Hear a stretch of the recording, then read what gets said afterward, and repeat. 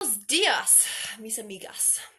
I'm feeling very tropical today because it's pouring with rain outside and I'm getting my Tropicana vibe on indoors. It has to start somewhere.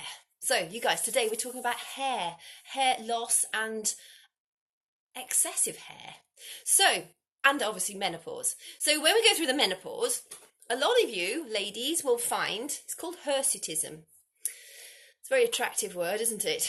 And it's not just menopause, actually. It is also found in a lot of people who have eating disorders because when they don't eat enough, their estrogen levels reduce, and because our fat cells help us create hormones. Estrogen is one of the hormones that is created in our fat cells. So that's just a little bit of sort of extra info. But for people, ladies who are struggling with an eating disorder, if you've got that peach fuzz, that is due to the fact that you have got very, very low estrogen levels, which is also why you have stopped your periods and you have got amenorrhea. So just as a little aside. Anyhow, back to the hair. So you will find, many of us find, I had like a tree hair. I mean, it was so strong when I was perimenopausal. It used to grow to that length, and it was just underneath my tummy button. It was just like, what the heck is that? I could not believe it. Actually, it's gone now. It doesn't grow anymore. But it was like a tree trunk growing out of my belly. Thank goodness it's gone. But some ladies really, really struggle. The reason for that basically is because of our fluctuating hormones. So essentially, the main areas that people struggle with regards to too much hair is where men tend to get their hair. So around the face, neck, chest, nipples, tummy, that sort of whatever it's called, the tram line bit below your belly button and back. Also, our fluctuating hormones can lead to things like male pattern baldness, so losing hair on the top of the head, PCOS, polycystic ovarian syndrome, acne, oily skin, a deepening voice, an increased sex drive, and all of that is due to the fact that our estrogen levels during the menopause tend to fall off, but they fall off faster than our androgens decrease. So talking about the testosterone really, because ladies do make a small amount of testosterone, and so estrogen falls faster than the testosterone, which means that we have these sort of more male related things that go on inside of us. It's also really important to understand that basically in our liver we have something called the Sex Hormone Binding Globulin, SHBG. It always confuses me, and it's a tricky one. It's a tricky one to remember. Sex Hormone Binding Globulin, and this is created in the liver.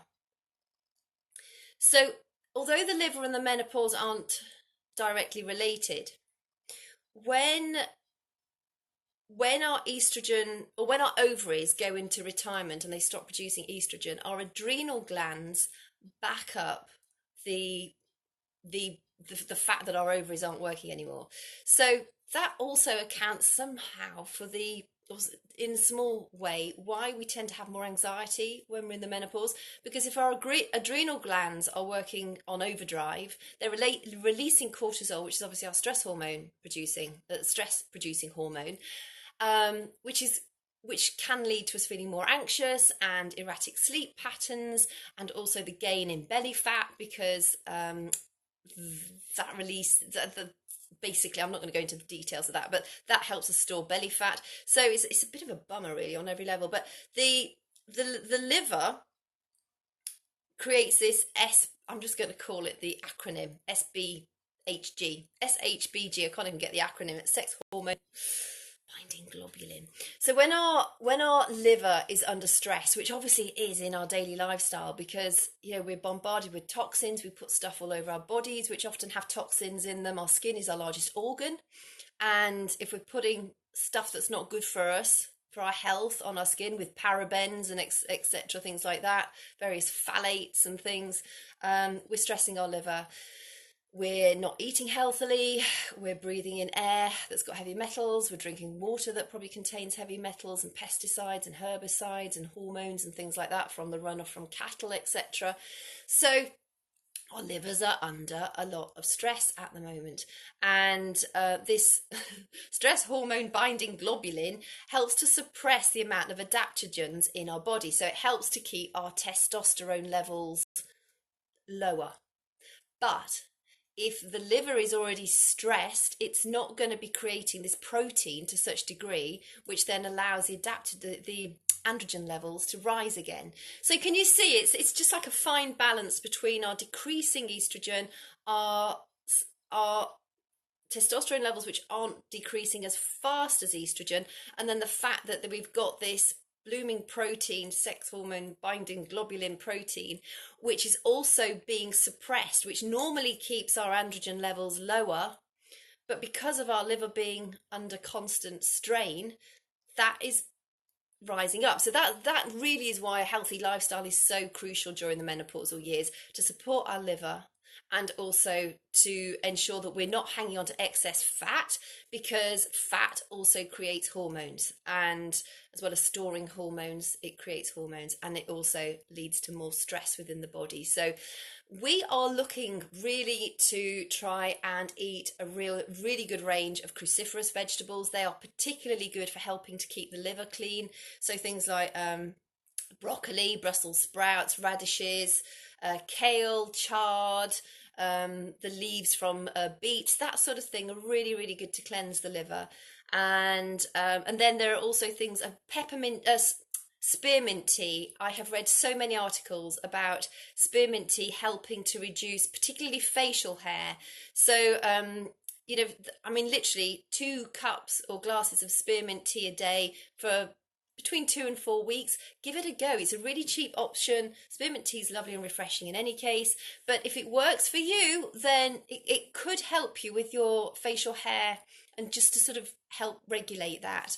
Other things are licorice is very good. Most of these help to support the liver and also that protein, the whatever it's called, what's it called? Sex hormone binding globulin. Oh, crikey, Riley. So yeah, licorice is very good. Reishi mushroom, I have reishi mushroom every single day. I don't know if it's called Maytake or Maitake. Hey Brit, Maytake or Maitake, it's another mushroom, an adaptogenic herb. I have that every single day. That's very good for promoting hair growth on your head, so hair where it should be.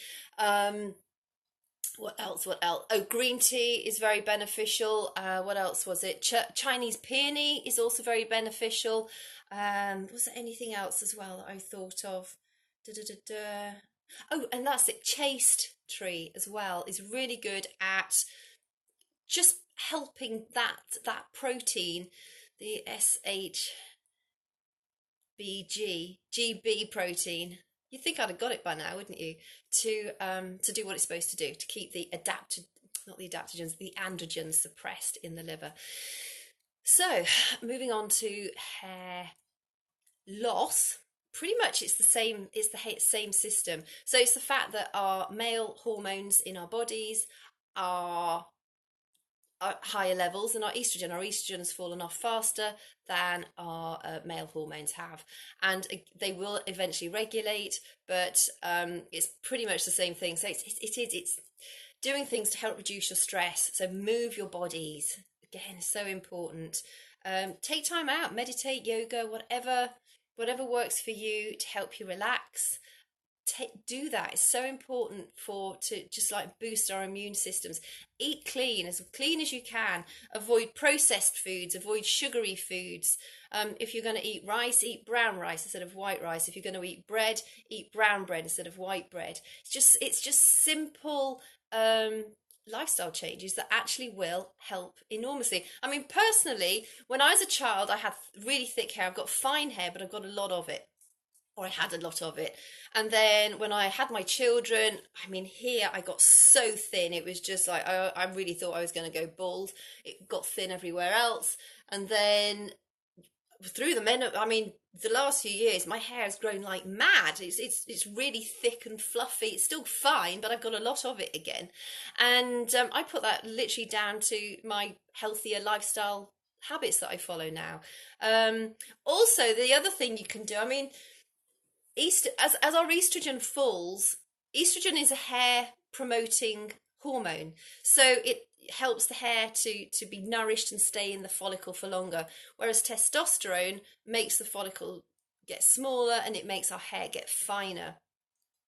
So as estrogen levels decrease, obviously, and the androgen levels increase, that's why our hair might struggle or might suffer as we go through the menopausal years. So, I mean, the, the hair is still alive when it's in your head, when it's in the follicle. So anything you can do to reduce the stress to your hair, so stop using cheap and crappy shampoos and conditioners because they do damage it. Maybe if you can start to do like a scalp massage every day. I mean, apart from the fact they feel gorgeous, that will stimulate the blood flow to your hair follicles. And if you've got blood flow going to your hair follicles, you're gonna be nourishing them. I stopped hair drying, and it's made a massive difference to my hair. Again, it doesn't break off, I don't get split ends anymore. I've just gone natural, and yes, it looks a bit shaggy, but I actually quite like the shaggy look, so that's fine. My hair always had a tendency to go kinky in damp weather, and we live in the British Isles, so we've got a very humid climate most of the time. So even on the days when I did my hardest to make it look tidy and straight, by the end of the day, it was always gone a bit kinky in any case. So, yes, consider having a style that allows you to go au natural. It also saves you a ton of time in the morning, and you'll find that your hair will improve. So, I think it's just about. It's a real pity that shampoos and conditioners, good ones, are so expensive.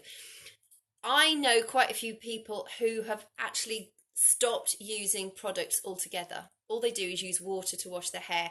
And if you're somebody who washes your hair regularly, you will go through a few weeks of it getting pretty gooey and horrid. But if you can survive it, if you can just get through that time when it's a bit greasy and feeling a bit yucky, your hair will literally you'll have such lovely tresses. It does work. I know loads of people that have done it. You don't get smelly hair. It might be a bit smelly while your hair's adjusting because the sebum levels need to just balance out again. But I've spoken to people, it's normally between 4 and 6 weeks if you go natural, and then you never need to use shampoo and conditioner again. I mean, what a joy. However, if you put a lot of products on your hair, you will need to have some way of cleaning it off. So, if you don't use products, it's probably something you could consider doing. If you do use a lot of products, then it might be worth your while just investing in something, in a shampoo and conditioner that is just going to be healthier for your hair. Or go trendy and chop it all off. Go skinhead. Have a really cool tattooed on your scalp.